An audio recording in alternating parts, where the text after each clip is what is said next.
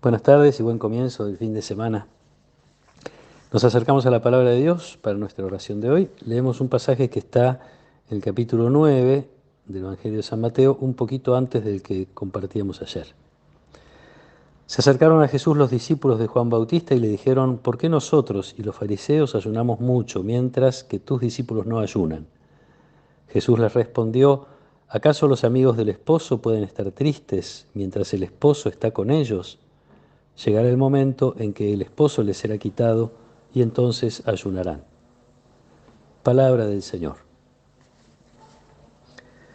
El ayuno, como sabemos, pretendía acelerar la venida del Mesías. Muchos pensaban que si todo el pueblo practicaba el ayuno, el Mesías iba a venir a salvarlo.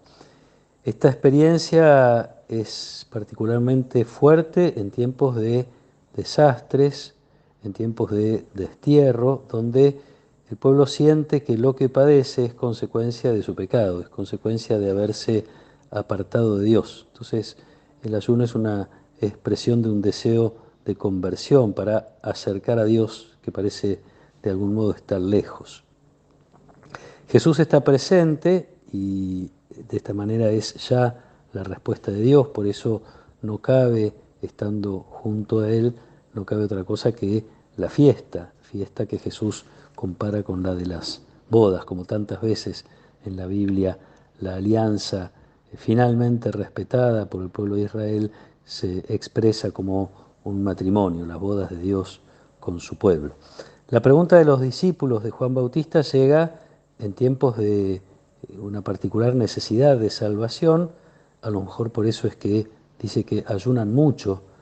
Como sabemos, es la necesidad de liberarse de la opresión del Imperio Romano. Pero además, puntualmente, los discípulos de Juan el Bautista encuentran a Jesús en casa de Mateo, a quien acababa de llamar. Mateo hace un banquete e invita a Jesús y a sus discípulos. Entonces, mientras ellos hacen mucho ayuno, Jesús está de fiestas con sus discípulos en la casa de alguien que descubre que Dios se le acercó, para seguir con esta imagen de un Dios que está cerca o que está lejos. Están festejando precisamente eso y allí es donde entra entonces la comparación de Jesús. Pero es interesante la advertencia que Jesús hace al final.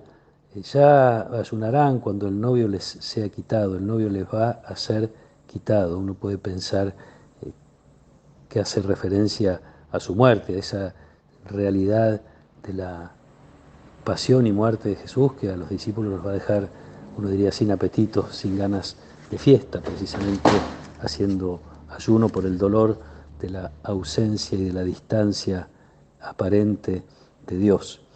Pero también en lo personal uno puede reconocer esta realidad. Nosotros acudimos especialmente a la oración en momentos difíciles, necesitamos que Dios se haga presente cuando nos parece que no está o que no responde a nuestras necesidades. Pero también en este tiempo, fundamentalmente, nos damos cuenta que no es que padecemos las cosas que nos pasan porque hemos pecado, pero sí que el apartarnos de Dios siempre es algo que nos hace mal. De algún modo podríamos decir, el novio nos fue quitado cuando hemos dejado de compartir con Él la voluntad de Dios. Entonces también en este tiempo de Cuaresma expresamos nuestro deseo de conversión haciendo determinados ritos, determinadas cosas, cuidándonos, como ya hemos escuchado tantas veces y especialmente siempre durante el tiempo de Cuaresma y en estos últimos días, cuidándonos de que no sean prácticas exteriores, sino que lleguen realmente o que nazcan realmente del corazón. La primera lectura que nos acompaña hoy del profeta Isaías, en el capítulo 58, Dios reclama que la gente se pregunta: ¿por qué ayunamos y no lo ves? Nos afligimos y no lo reconoces, y no lo reconoces. En realidad la respuesta viene porque el mismo día que ustedes ayunan se ocupan de negocios, maltratan a la servidumbre. En definitiva, es otra vez el rechazo de Dios a los ritos externos que no van acompañados de una actitud del corazón.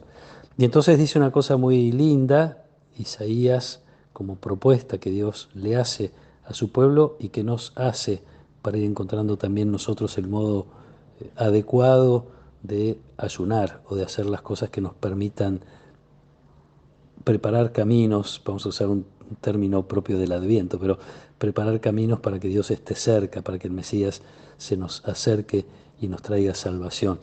Dice Dios a través del profeta: este es el ayuno que yo amo, soltar las cadenas injustas, desatar los lazos del yugo, dejar en libertad a los oprimidos y romper todos los yugos, compartir tu pan con el hambriento y albergar a los pobres sin techo, cubrir al que veas desnudo y no despreocuparte de tu propia carne.